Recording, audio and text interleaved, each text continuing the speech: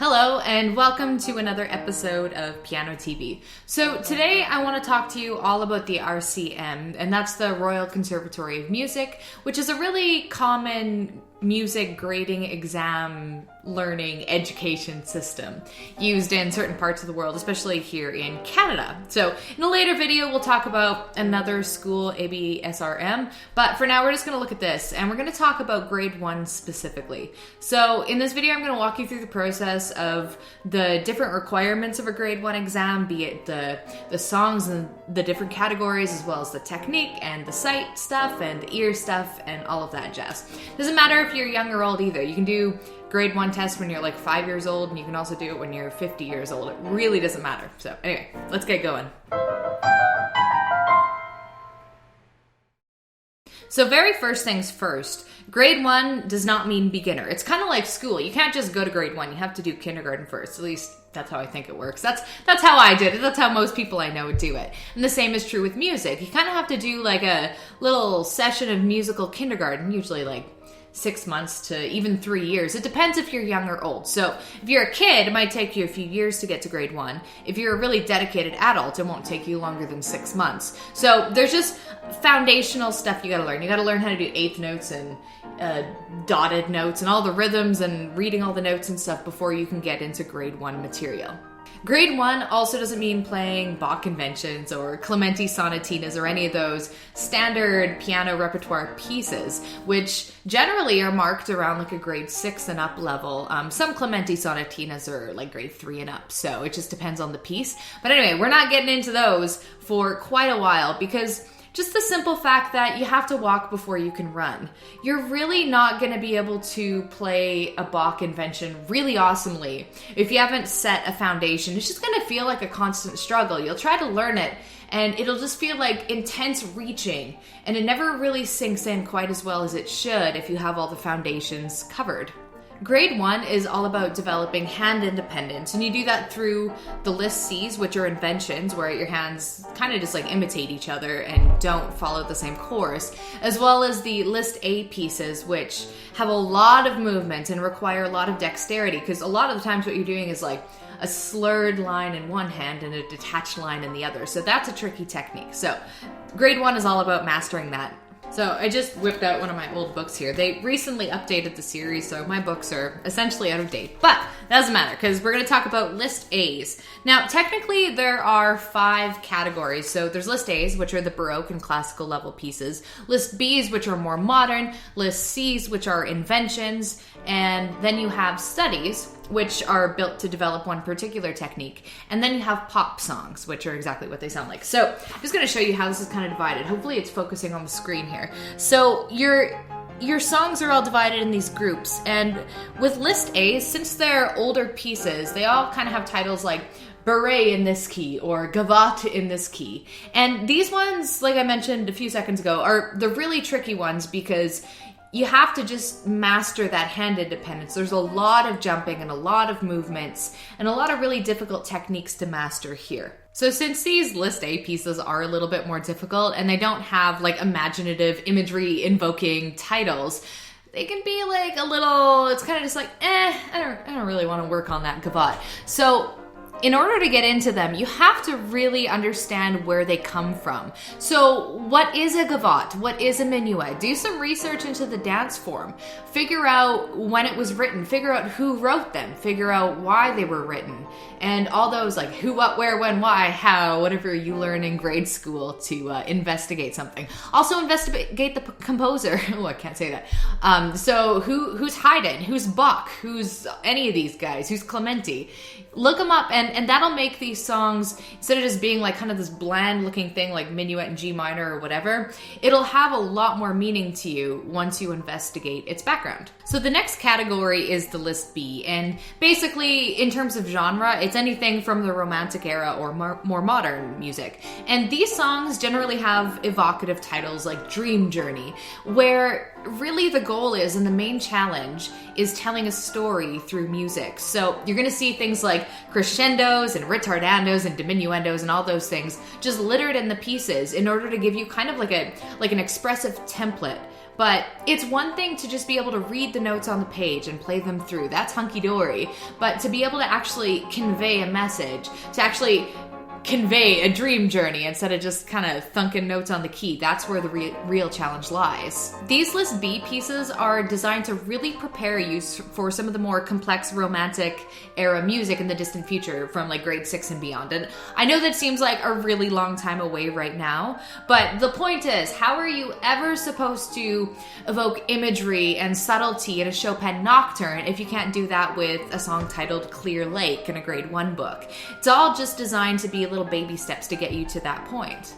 So that's where we hit the List C pieces. So these are inventions and imitations. So basically what you'll see in a List C song is something like this. So the right hand will play a short phrase, and the left hand will copy it, and back and forth and back and forth, and that's the whole song. So it's really simple in theory, a little bit harder in practice, because imitation is one of those piano techniques where you kind of have to like split your brain, because one hand's doing a completely different thing than the other hand. So that's where the challenge lies for this. And these List C pieces are designed to prepare you for future Bach inventions, which are basically the same thing, just a million times more complicated. And that starts hitting around like a grade 7 level is when Bach inventions start becoming more appropriate.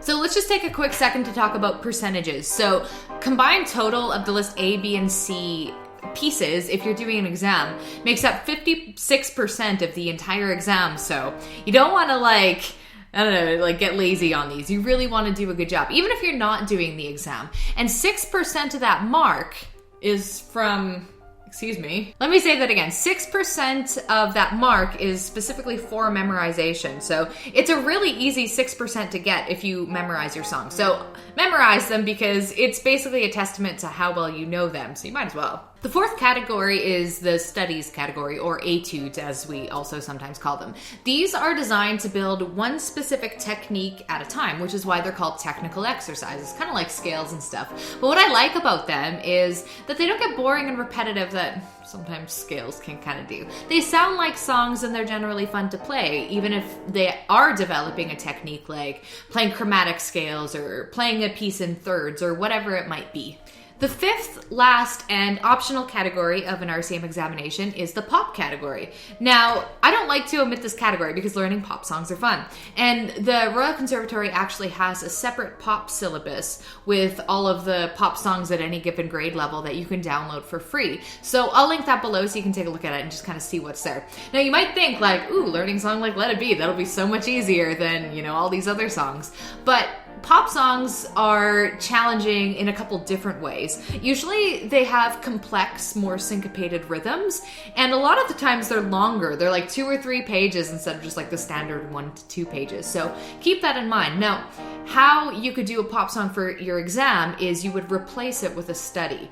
If you do a pop song that's on the list and it's from the right book that's actually on the list, you can do either a grade 1 level piece or a grade 2 level piece, and it's totally legit. Doesn't matter. You can just swap out that study. So that might be something to think about. All right, so there's a couple other parts of an examination that I want to talk about. So the first one is technique and technical requirements. So these are things like scales and triads, which are basically like chords that you play either solid or broken.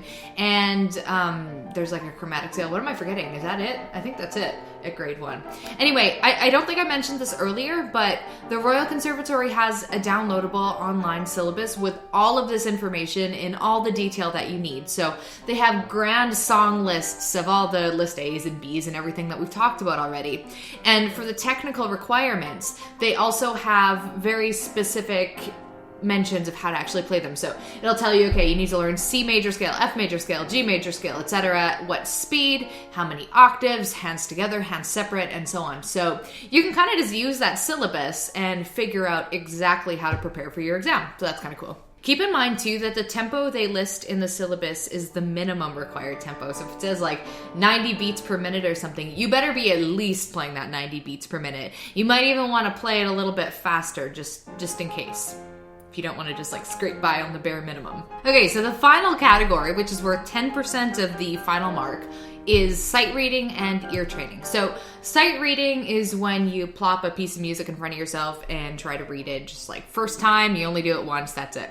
This is what you have to do for an exam. It's usually about a line long, depending on the level. So grade 1, it's about a line of music, hands separate, and it's usually a couple levels below the actual exam. So say you're doing a grade 8 exam, you're probably going to be given a sight reading exercise about a grade 6 level. So they downgrade it a little, and that makes it a little bit easier. As for the ear test, you have to train yourself to hear things like interval distances and major or minor chords, and you even have to play back a melody that the examiner plays. It's all very basic, it's not crazy at a grade 1 level, but again, check the syllabus for more details on that.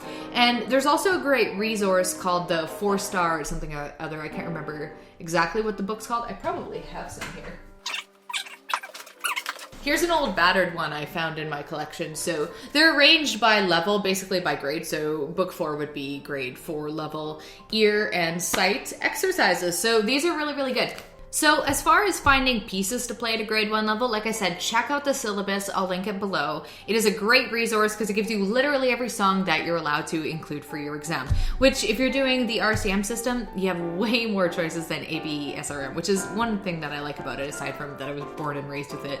There's that aspect of familiarity. Anyway, you can buy these celebration series books. So they go by level. This is a grade 1 level book, and it has everything very neatly divided. You have a collection of list A's, list B's, list C's, and that's it. You're done. Nice and easy. Or you can look at some of the collections, the individual collections. Like I pulled out this Kabalevsky book where it has like a couple list B songs, but there's songs at all different levels. Like there's preparatory level stuff, and there's grade 1 and even like grade 3 level stuff. So you get kind of a mix that way. And I actually think having books like this, like buying the individual collections, makes a more valuable long-term collection, because you know, once you've finished a book like this, you're pretty much gonna just like throw it in the corner and forget about it forever. But books like this, I don't know, they just have like, they have more lasting value. They don't go out of date. So in the next video, I'm gonna show you in more detail all of the grade 1 level books that I like using or have used in the past, and just kind of talk about that and give you a tour through all of those. If you have any questions about this RCM business and you wanna like drop me a comment or anything, feel free below. And as well, if you have any feedback or things that you're curious about or maybe would like me to do a video on, just let me know. I love hearing your feedback. It's always very nice. Thank you so much for watching, and see you next time.